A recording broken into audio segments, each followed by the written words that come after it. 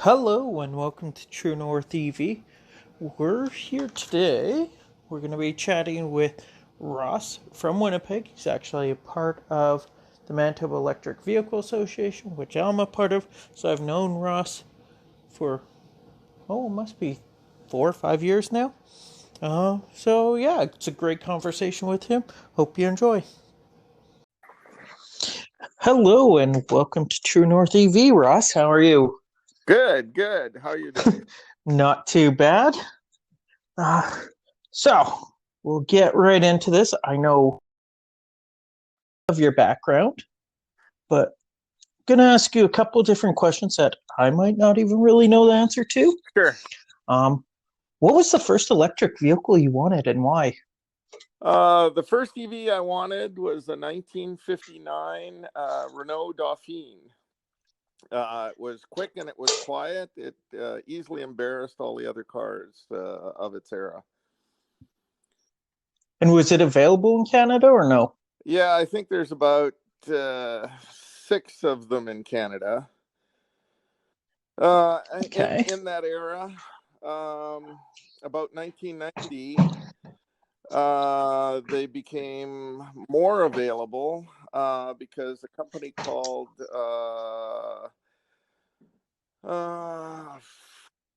can't remember the name of the company.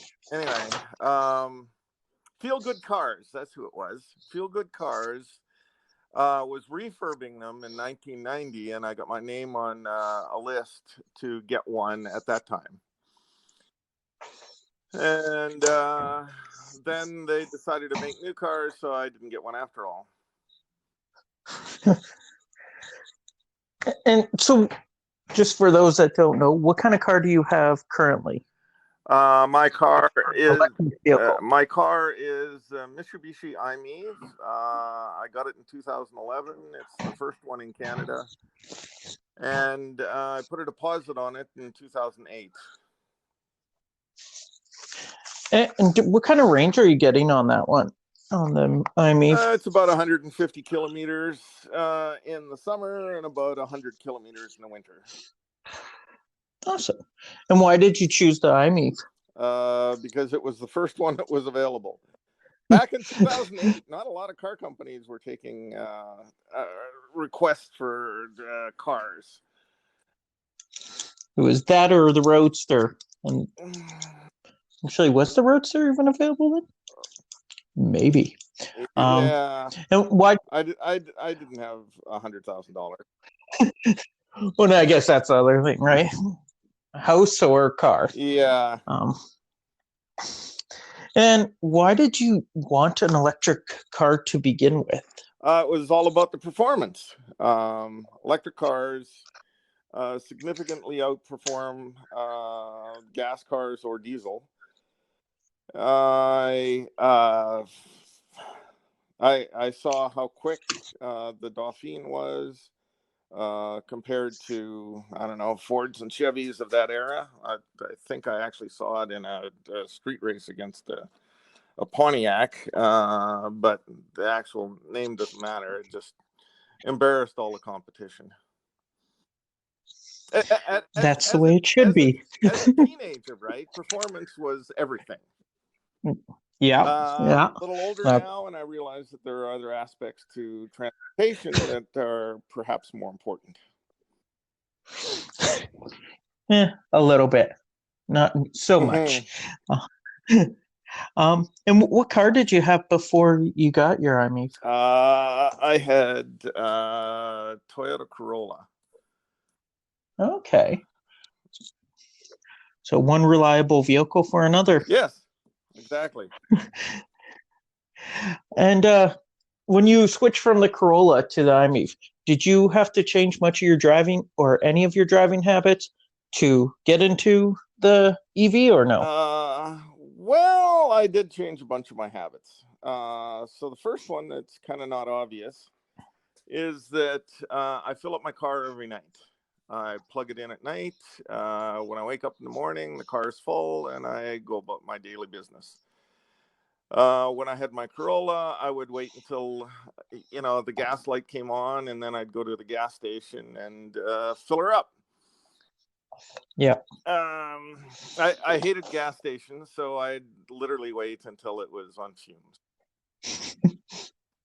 Well, there's always that. Maybe tomorrow the price will be a little cheaper too. I So, used to watch winnipeggasprices.com religiously to try and save a nickel on gas because it made a huge difference. yeah. Well, and it's like a good Manitoban. We gotta, if we can find it a little cheaper, we do Right. it. Compare that to today, where I'm spending between $5 and $7 a month on electricity, and it's hidden on my power bill. And if I didn't have a power meter on my car, nobody would ever know what it actually cost me. Well, and it's $5 to $7 that you essentially can consistently say it's going to be every month, right? It's not one month the gas prices is high, next month it drops down. It's that consistency. Right. Um, It's been that way for the last 9 years. and what is the longest trip you've taken in it? I know it's a smaller range Right. EV, but So I've been to Clandeboye, north of Selkirk, Manitoba. I've been. which is about what, 400 kilometers It's about ish? 400 kilometers. I think I Yeah. drove 263 kilometers that day. I Okay. went to, I don't know, Steinbach. Oh, That was a bit of a haul as well. And I think I was close to 200 kilometers that day. In both cases, I did a little charging along the way, and that's because that's beyond the 150 kilometers that my car is capable of. yeah. And I know yours is a little older vehicle, but what would you say is the worst feature of your EV? Well, I'm disappointed that I can't get a cruise control for it. That was the very first thing that I noticed when I was ordering the car, is that they didn't offer one, and they didn't even offer a aftermarket one. Interesting. I don't know. It has sports tuned suspension and the smallest wheels on the planet, I'm sure. So that makes a very bad, Which is fantastic for very Winnipeg. bad combination with this time of year in Winnipeg potholes. And now on the flip side of it, what is the best feature of your EV? Uh, Reliability. I just drive it and drive it and drive it and forget about everything. I take it in once a year for its battery checkup, but there's nothing else that I have to worry about too much. I had, I don't know, I had a caliper jam, so I had to do some work on the brakes. But, after 7, 8 years, doing my first brake job was not that big a problem. By the way, the other three wheels on the car still had 80 or 90% of. So it Uh, probably would have been 30 years before I actually needed to do a brake job if I wouldn't have had the caliper jam. so do you find that then you're maybe greasing the calipers then a little more often, or is that part of your kind of yearly maintenance then, or? Yeah, so I added that to my maintenance schedule that once every 4 years, I'm going to remove, clean, and lubricate the calipers. Which seems about right. Every 4 years, do a little bit more work, unlike Yeah. an EV or a gas vehicle where it's every Mm-hmm. what, 4 months. Yeah. So, It won't actually cost me any money on parts on a typical event like that. So I save all the money in parts. That's a good thing. nice. And what's the worst part about having your EV in the winter? Um, I don't know. Uh, it's hard to find a problem. I guess the car is really low to the ground. So it drags on the snow a lot. I guess that would be my worst problem with it. Okay, just a little short for Winnipeg winters.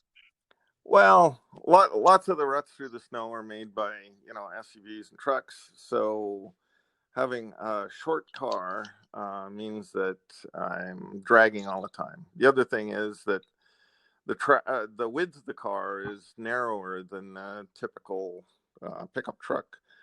So I also have I don't fit well in the ruts. One set of wheels is in the ruts, the others on the hump. Yeah, sort of like that. And then again, on the flip side, what's the best part about having the EV in the winter? It always starts. Even when I've done really stupid things like put it out on the parking pad outside, unplugged overnight, when it was 38 below zero, and then whatever 60 below zero with the wind chill or whatever it was. So not having to worry about the car starting is great. Uh, the heat comes on right away, like a space heater in your house. My wife likes Yeah. that. I'm a little more warm-blooded than she is, so it doesn't bother me as much. The cold. Awesome. Um, and I know you go to the dealership maybe once a year, but what has your Yep. experience been with the dealership, even from purchasing it, I guess, way back, like back when EVs weren't really a thing, to dealing with service now? Like, do you find, were they even really willing to sell you the vehicle or trying to negotiate you into other stuff? And does service at least know about your vehicle, like how to actually work on it? Well, I had a copy of a news article that said Mitsubishi was going to sell the i-MiEV in Canada. And I walked into the dealer, and the salesman that I talked to says, "Oh, I don't know anything about that." And so then I went to the sales manager, and he basically said the same thing in a lot more long-winded way. And then I talked to the general manager of the dealer, and he also um, didn't really know too much about it. At least he had heard of it, which was a step in the right direction. Uh, for about an hour, he tried to talk me into buying one of the vehicles that were currently on their lot, and I didn't go for any of that. So at the end of the conversation, I think he sort of was bluffing and said, "Okay, well, if you give me a $5,000 deposit, I will get the car for you." And I said, "Okay." And his uh, jaw That didn't dropped to work the out. Keep floor. Anyway, so that was the very beginning of my dealings with the dealer. When I picked up the car, I got the keys from the VP of marketing for Mitsubishi Canada, who had flown in from Toronto. So that was kind of a nice touch. I got a few little perks and, bling and things, like a cast model of my car, which was kind of a nice touch. Oh, that's where Tesla gets it from. And could be, although they were selling cars before Mitsubishi was in Canada anyway. Let's see. The finance manager, I was signing the papers and writing the check for the car, and he informed me that I was going to put all his service technicians out of work because these things didn't need any maintenance, and I should be kind of ashamed of myself or something. I don't know what it was. Um, that was a rather disconcerting kind of event. Um, the service takes all of about 5 minutes to actually read the battery status off of the car. And then they do a few other checks, although sometimes I wonder if they actually check anything, because I've discovered, empty window washer tank and other details after leaving their shop. Anyway, that little bit of work to read the data off of the CAN bus in my car costs between $250 and $350. It's a little unfair, but it's a requirement in order to keep the warranty on my battery. So, after 10 years, I suppose I've already paid for the battery. So you essentially pay for, call it 2 hours worth of sort of shop rate, where the finance manager was worried you were going to put them out of business. Yes. I guess they found a solution around that problem. Anyway, I've sent several customers to that dealer to try and buy EVs. And every time the answer has been the same as when I arrived: don't buy this one, buy this one off the lot. So that was a bit of an issue. I know of 4 customers for sure that went to another dealer and bought another brand of car simply because these guys were not interested in selling EVs.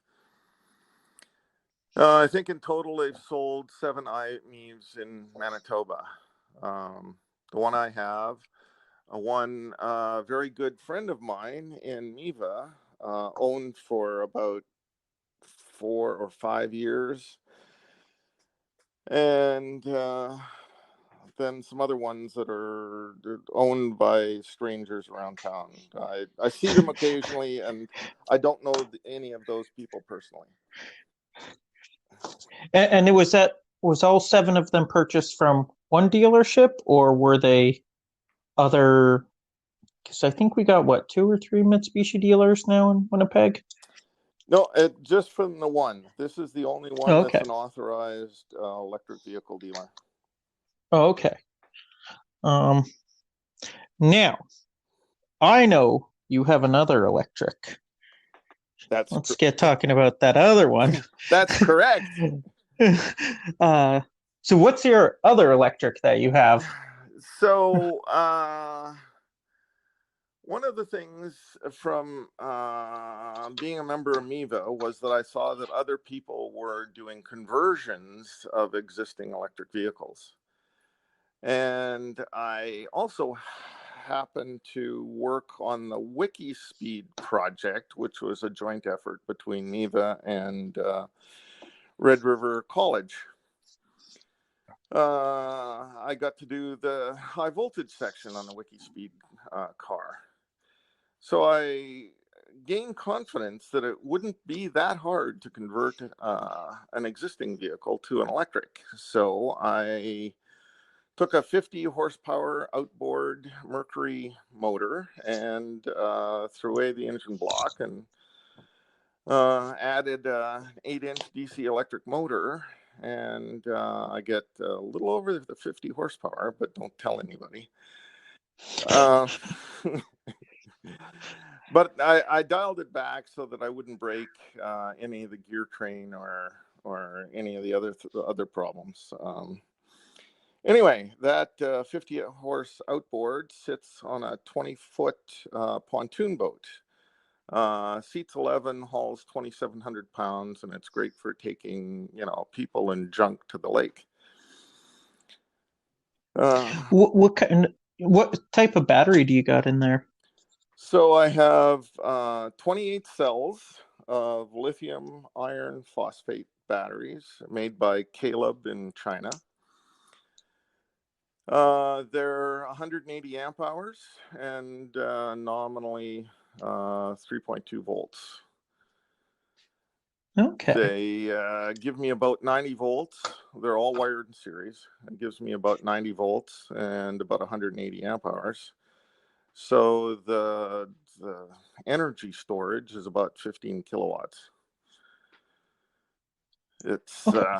And it's with that 15 kilowatts, how many hours would you say you roughly can use the boat? I realize way down you're probably going to be a lot less than.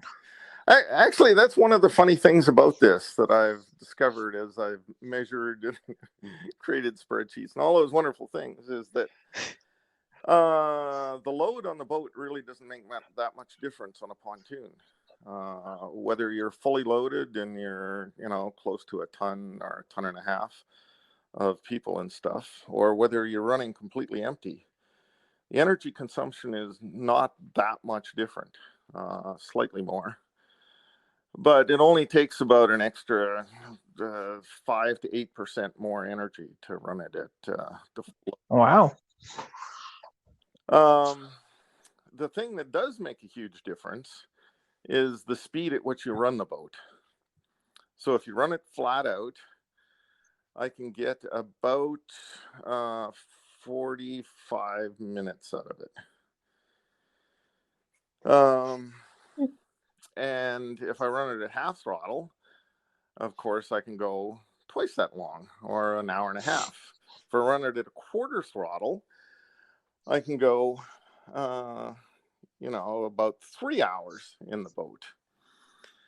And the funny thing is that there's only about a 2 mile per hour difference between quarter throttle and flat out. It is a pontoon boat after all, right? Yep. It's not a speedboat. It's not a speedboat.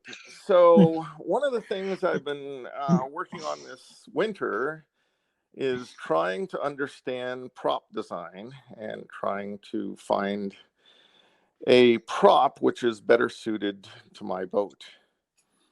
Most props are designed to run at high RPMs because the only way you can get any power out of a gasoline engine is to get the RPMs up around, 3,000 to 5,000. Me, on the other hand, I can get 100 foot-pounds of torque at 0 RPM. Yeah. When I first ran this motor, I discovered that almost instantaneously. I had a little Hall effect pot that was, sitting on my knee, and I turned the pot from, stop to full, and I simply cavitated the prop. The electric motor way overpowered the prop, and I didn't get to really go anywhere until I backed off, turned the power up slowly so that the prop could actually engage in the water, push the boat forward. Since then, I've added a 10-second current ramp to the controller that provides electricity to the motor, and that has cured my problem. So even if the guy in the pilot's chair hits it as hard as he can, the current won't increase too fast, and the prop will actually grab and push the boat forward.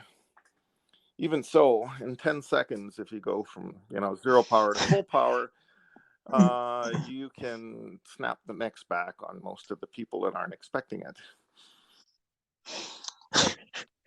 Which is especially great on a pontoon boat. Yeah, I've done this a couple of times without thinking about it. When people are standing up in a pontoon boat, and my wife has a bruise, and she's not in my, For whatever reason, you were sleeping on the couch that night. Yeah, one of those. Now, your battery pack are you able to expand it anymore, or would you have to start doing more stuff to actually maybe get a longer runtime? Well, that's another thing I've been working on this winter. In this era that we're living in today, we have lots of time to, sit around your computer and do interesting little details. So The charging system on the boat and the run system on the boat are both completely independent. So you can do both at the same time.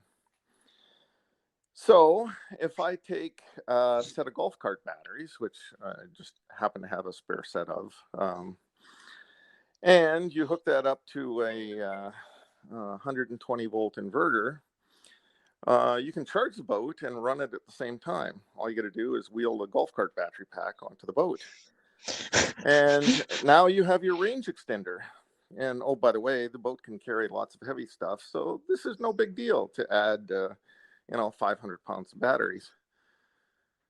The other Nice. thing that you can do is you can turn this into a plug-in hybrid by simply just dragging a gas generator onto the boat. I'm not a big fan. You got to use biodiesel. Yeah, that would be better, but they're much more available if you have your if you have a gas one. There,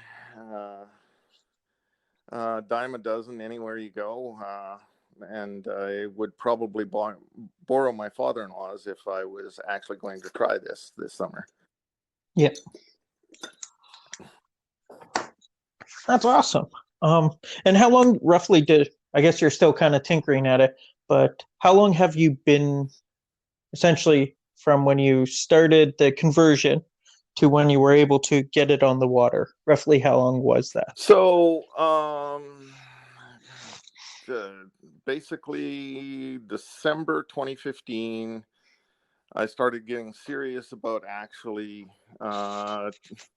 taking the outboard motor apart and doing all the work and getting it ready to go. In 2016, I actually had the boat on the water and was running it and discovered some of the fun things like cavitating props. The final configuration with the current battery pack and all of those kind of things, I put together in April of 2017. And the boat's been in that configuration ever since. It runs good. I took an EVA crew for, boat rides on the Red River. I've taken some other people on on rides here, there, and everywhere. Various groups, politicians, other people that don't believe would be a good way of putting it. And one of the next ones that's scheduled is the editor-in-chief for the Leaf community newspaper.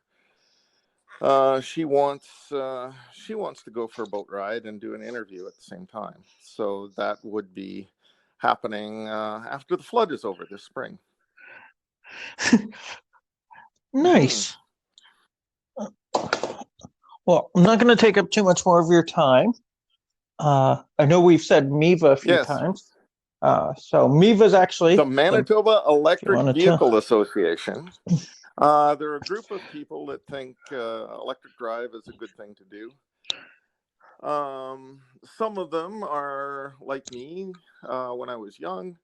They want the performance. They want to be able to take their family sedan from 0 to 100 kilometers an hour in 2.24 seconds. Some of them are people who are concerned about the environment. And my little electric car is 2,000 times cleaner.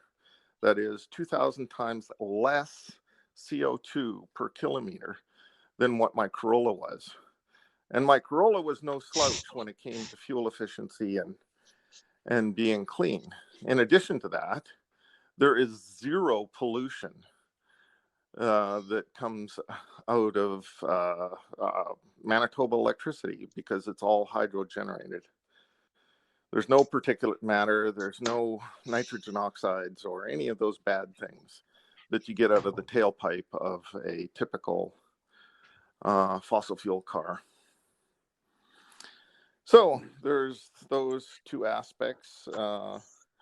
there's lots of other things that they think about and work on, dealing with charging systems, like where in the province would be the best place to put the next high power charger so that people can get from where they are now to where they want to go. Yeah, and then we sometimes do fun events like actually going out and showing others our vehicles and our boats and Right. all that. So our main Um, event is in the first Saturday in September, and it's typically down at the legislative grounds. Although this year could be a toss-up. Go on our website, manitobaev.ca, to verify times and places and all those details. We have dozens of cars and trucks and buses and boats and scooters and EVs of various kinds, shapes, and descriptions, so that you can see a variety of different vehicles and what's possible if you're interested in owning an EV. Nice. Is there any other groups or any contact info you'd like to actually share with others? Or I don't know. If you write us at info@manitobaev.ca, you can get a hold of me specifically, or you can get a hold of other members in the group. If you have questions about electric cars, you want to go for a ride. I've given more than 100 people driving lessons in the EV of mine, and I know that other members have done similar things. yeah, and within our group, we pretty much have almost every electric available in Manitoba, at least. There's also telephone numbers and email addresses and paper, the snail mail addresses as well on our website if you're so inclined to do that, to contact us that way. Awesome. Well, I'm gonna call that time for now, just so I don't take up too much of your time. And I want to thank you so much for your time and getting this set up. And we'll have to do it again sometime. That'll be fun. Awesome. You have a great time. Bye. And I want to thank Ross again for the time that he took, and just being able to reach out to those that want way more like technical specs than I even know. So he's a great resource for all that. And so if you do want to reach out to me, or to even get me to pass on a message to Ross, if you're interested in either doing a conversion or whatnot, you can email me at truenorthev@gmail.com. You could reach out to me on Facebook or Twitter. It's the same deal, at True North EV Podcast. And yeah, we'll talk to you guys again next time.